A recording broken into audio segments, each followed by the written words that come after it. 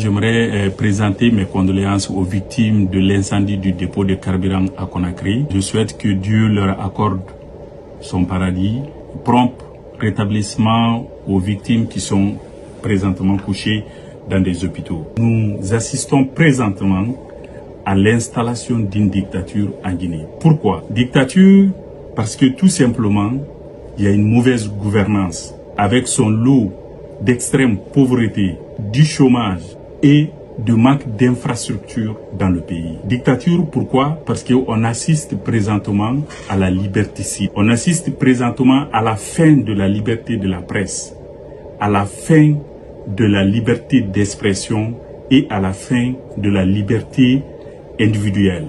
Ça, on ne peut pas permettre ça. Les gouvernants actuels ont décidé, ils ont érigé l'injustice comme mode de gouvernance, alors que le 5 septembre, on a assisté au grand discours qui nous faisait rêver tous les Guinéens de tous les bords que désormais c'est la justice qui sera la boussole. Par contre, ce que nous assistons aujourd'hui, on assiste que c'est l'injustice qui est la boussole.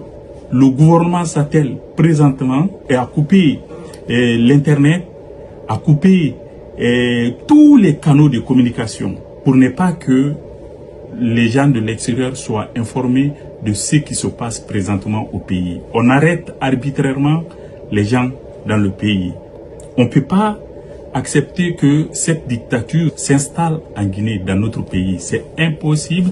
On va lutter contre ça. La lutte que nous commençons aujourd'hui, ça va être une lutte sans merci contre l'incompétence, contre l'injustice, contre le manque d'électricité, le manque des infrastructures, que ce soit sanitaire ou éducative. Alpha, malgré tout, il a laissé un héritage. Présentement, les militaires sont en train de se montrer incapables de gérer l'héritage de Alpha Condé. Alpha a fait 2 barrages. Ils sont même pas capables ni d'entretenir, de maintenir cet héritage en bon état.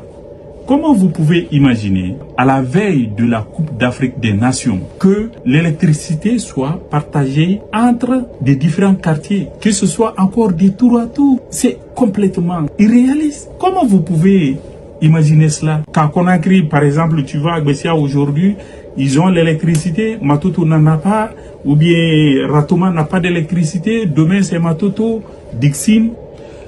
Vous savez que vous n'êtes pas légitime. Vous êtes là pour une période transitoire qui finit cette année. Donc, et si vous avez compris que vous êtes incapable de gérer la situation, organiser des élections et partir le plus vite possible. Et maintenant, si on arrive au mois de Ramadan avec ça, croyez-moi, ça va péter. Vous savez quoi? Le reste du monde vit à l'ère numérique. Les autorités guinéennes vivent à l'âge des dinosaures.